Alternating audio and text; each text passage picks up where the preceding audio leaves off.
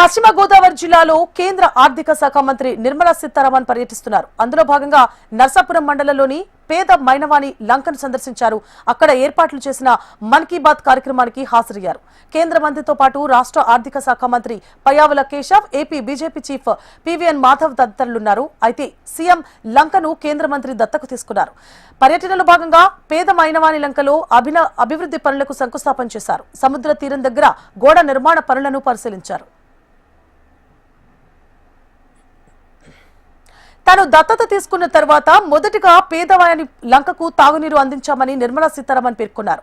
సముద్రం కోత నివారణ పనులు జనవరికి పూర్తవుతాయని, విద్య ఒక్కటే అభివృద్ధికి రాజమార్గమని కేంద్ర మంత్రి అన్నారు. విద్యా క్రీడలపై యువత ప్రత్యేక దృష్టి సారించాలని సూచించారు. మంచి ఆలోచనలతో ముందుకెడుతూ దేశ భవిష్యత్తును తీర్చిదిద్దాలి అన్నారు. ఈ భవనం కొన్నాళ్ళ క్రితం, ఒక 2 సంవత్సరాల క్రితం నుంచి పిఎం విశ్వకర్మ ట్రైనింగ్ సెంటర్గా ఇక్కడ చాలా పని జరిగింది. ఒక మారు 2024 ఎలక్షన్, లోక్సభ ఎలక్షన్కి ముందు నేను వచ్చినప్పటికీ ఇక్కడ పిఎం విశ్వకర్మ యోజన కింద 13 రకాల ట్రేడ్స్కి ఇక్కడ ట్రైనింగ్ ఇచ్చారు.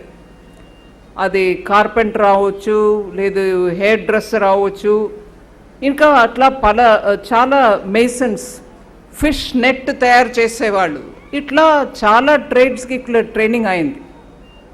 అప్పుడు ఆ ట్రైనింగ్ పొందిన యువకుల్ని కూడా తీసుకొచ్చారు ఇక్కడ, ఒకసారి మన అందరూ కలుసుకుందామని.